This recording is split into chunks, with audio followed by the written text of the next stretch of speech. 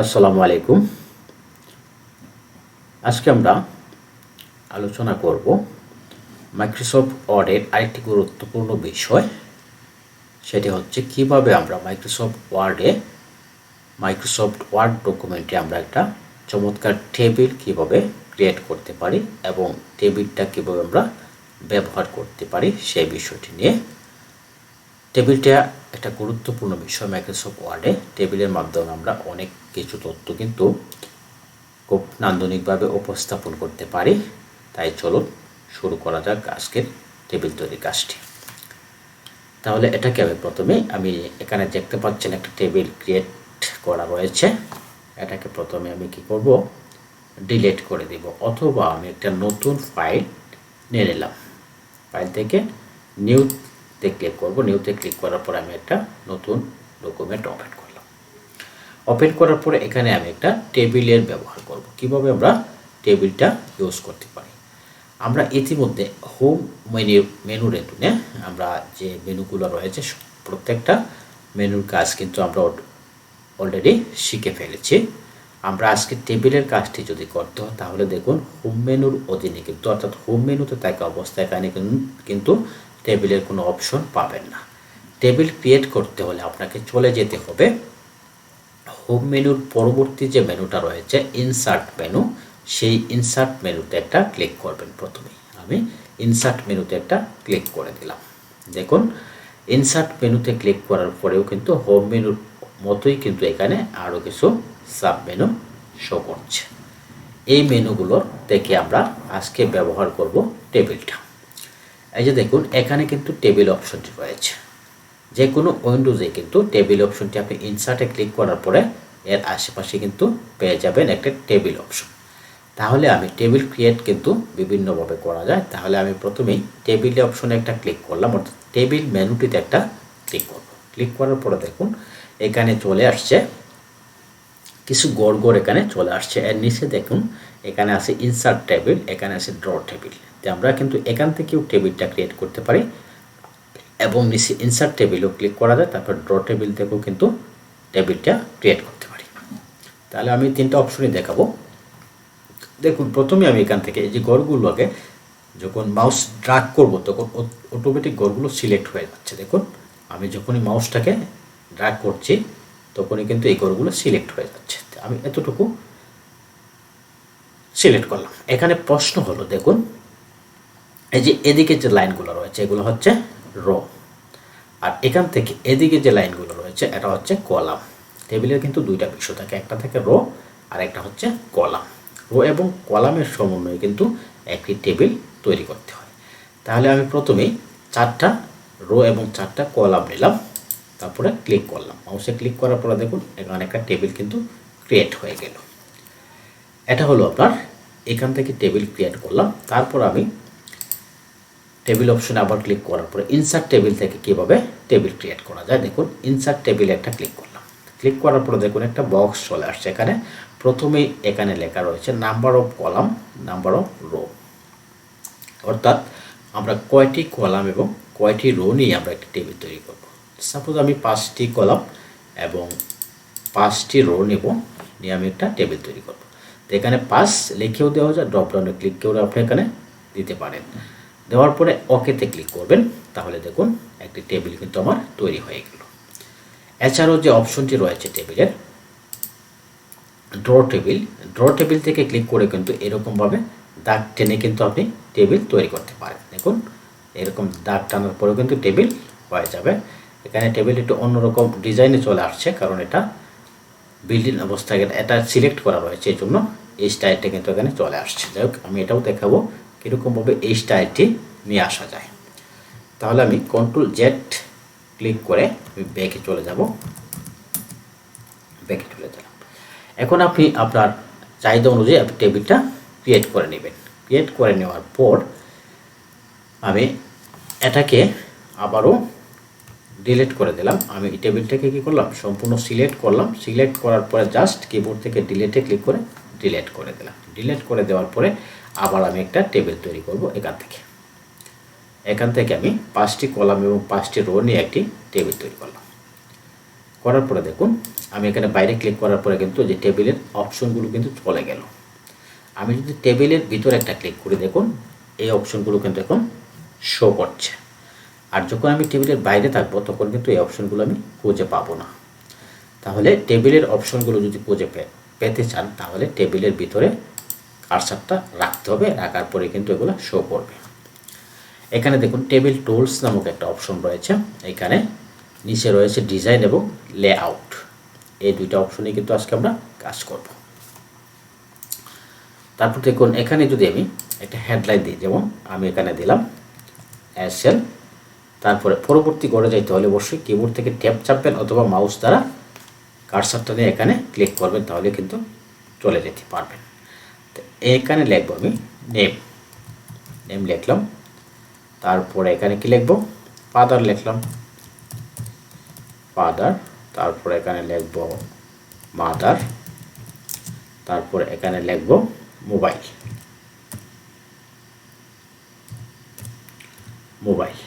লিখলাম। লেখার পর দেখুন এখন কিন্তু আমার টেবিল অপশন ঠিকানা আছে, কিন্তু দেখুন একটা বিষয় লক্ষ্য করুন, এখন আমি এই যে এসএল লিখলাম, নেম লিখলাম বা ফাদার লিখলাম, মাদার লিখলাম, এই লেখাগুলোকে যদি আমি ছোটো বড় করতে চাই বা এই লেখার ফন্ট বা বিভিন্ন এই টেক্সটগুলোতে যদি আমি কাজ করতে চাই তাহলে কিন্তু হোম মেনুতে কিন্তু অলরেডি আমরা যখন এখানে লিখলাম টেক্সটগুলো লেখার পরে কিন্তু অটোমেটিক কিন্তু আমার হোম মেনুটা এখানে সিলেক্ট অবস্থা রয়েছে। অর্থাৎ যখন আমরা টেক্সট নিয়ে কাজ করব তখন কিন্তু আমরা ইনসার্ট মেনুতে কিন্তু কাজ করতে পারবো না, আমাদেরকে চলে যেতে হবে টেক্সট অর্থাৎ হোম মেনুতে। ইনসার্টের না গিয়ে আমরা হোম মেনুতে কিন্তু চলে যাব যখন টেক্সটগুলো এখানে লিখবো। সাপোজ আমি এখানে টেক্সটগুলো লেখার পরে দেখুন এখানে আমি ফন্ট চেঞ্জ করতে পারলাম, এরকমভাবে ফন্ট চেঞ্জ করে দেওয়া যেতে পারে। এখান থেকে ফন্ট চেঞ্জ করলাম, সাপোজ এটি থাকলো, তারপরে যদি আমি বড় ছোটো করে দেখুন এখান থেকে আমি ফন্টের স্টাইলটা চেঞ্জ করলাম, তারপরে বড় করতে চাইলে এখান থেকে সাইজটা আপনি বাড়াতে পারেন বা কমাতে পারেন। আর এখানে যখন আমি ইনসার্টে থাকবো তখন দেখুন এখানে কিন্তু ফ্রন্টের ঘরটা কিন্তু নাই, ফ্রন্টের সাইজের ঘরটাও কিন্তু এখানে দেখা যাচ্ছে না। তাহলে বুঝতে পারছেন আমরা যখন ফ্রন্টের স্টাইল চেঞ্জ করব বা ফ্রন্টের সাইজ চেঞ্জ করব তখন কিন্তু আমাদেরকে কোথায় যেতে হবে, হোম মেনুতে যেতে হবে, হোম মেনুতে যেতে হবে। আচ্ছা আমরা এটা বুঝে ফেললাম কীভাবে আমরা কী করবো, একটা টেবিলের মধ্যে টেক্সট ফরম্যাটিং করব। তাহলে দেখুন এখন আমরা টেবিলটা হেডলাইনটা দিলাম, হেডলাইনটা দেওয়ার পরে এখন যদি এটাকে যদি আমরা একটু সুন্দর করতে চাই তাহলে কি করব, কিভাবে সুন্দরটা করব। দেখুন আমরা চলে যাব টেবিলে ক্লিক করার পরে চলে যাব এখানে দেখুন দুইটা অপশন রয়েছে, ডিজাইন এবং লেআউটে ক্লিক করলে দেখুন এরকম কিছু অপশন চলে আসবে এবং ডিজাইনে চলে গেলে এইরকম কিছু অপশন চলে আসবে।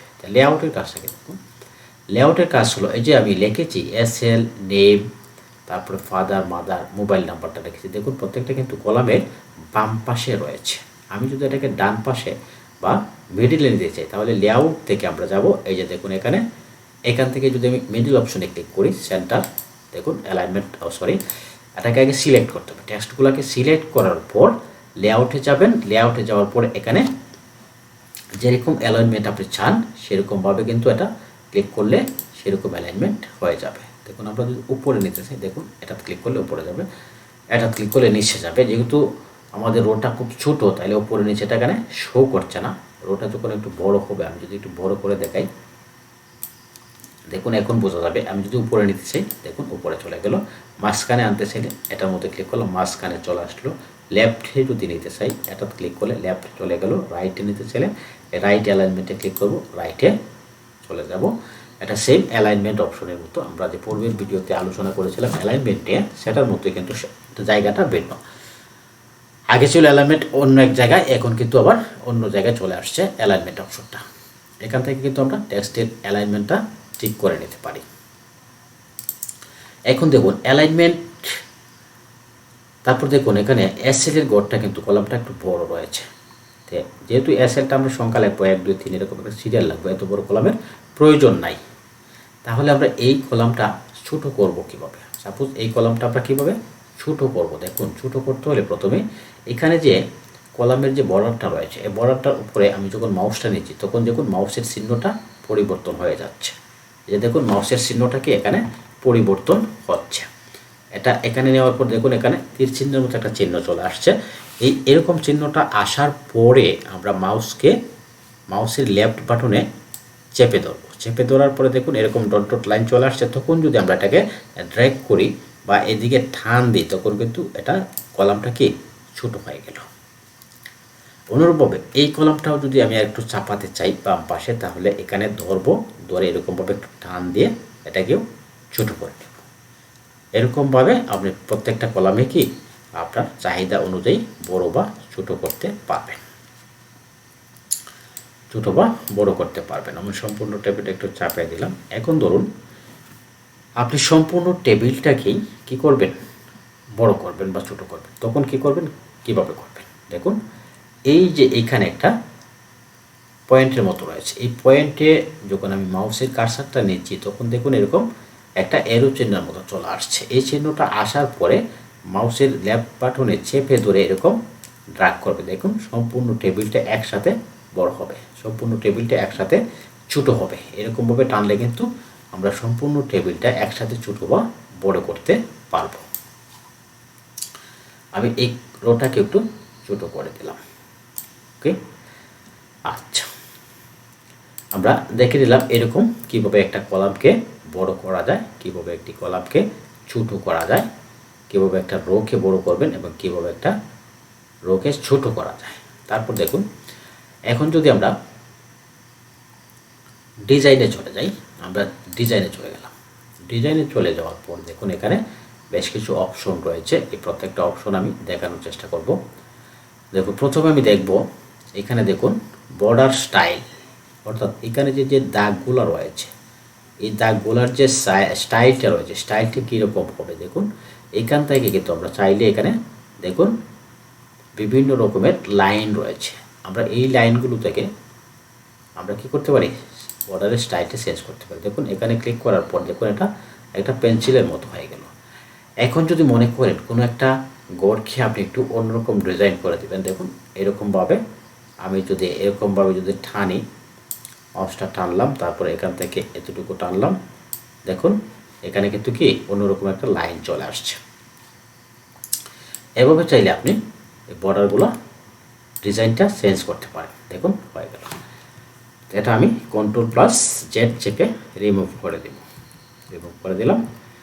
তারপর দেখুন এখানে রয়েছে এই যে লাইনের যে দেখুন এরকম লাইন রয়েছে, 2 লাইন 3 লাইন বা এরকম বিভিন্ন স্টাইল রয়েছে। আপনি চাইলে এখান থেকে এই লাইনগুলো কি করতে পারেন, পরিবর্তন করতে পারেন।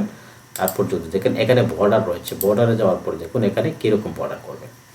সাপোজ এই যে কলামটা রয়েছে বা এই যে সেলটা রয়েছে, এই গড়টাকে আমরা কি করব, এখানে কার্সারটা রাখবো। রাখার পরে দেখুন এখানে যদি আমরা বর্ডার থেকে ক্লিক করি, দেখুন আমাদের কিন্তু এই যে দেখুন এখানে নেওয়ার পরে বাম পাশে একটা লাইন চলে আসছে, এখানে নেওয়ার পরে উপরে একটা চলে আসছে, এখানে যাওয়ার পরে বটম অর্থাৎ নিচের দিকে একটা ডাবল লাইন চলে আসছে। এখান থেকে আপনি আপনার টেবিলটার কি প্রয়োজন মতো আপনি বিভিন্ন ডিজাইন বা স্টাইল করতে পারেন। দেখুন এখানে নেওয়ার পরে এরকম ক্রস চলে আসছে, এরকম ক্রস চলে আসছে, এরকম চাইলে আপনি এখান থেকে এই ডিজাইনগুলো কি করতে পারেন, ব্যবহার করতে পারেন। তারপর যখন শেডিংয়ের কি কাজটা, শেডিং অপশনে যখন আমরা যাব, শেডিংয়ে যাওয়ার পর দেখুন এখানে কালার রয়েছে। আপনি যদি আপনার টেবিলের কোনো একটা নির্দিষ্ট গড়কে যদি কালার করতে চান, তাহলে এই শেডিং থেকে আপনি এখানে কালারটা হাইলাইটস করে দিতে পারেন নির্দিষ্ট কোনো গড়ের।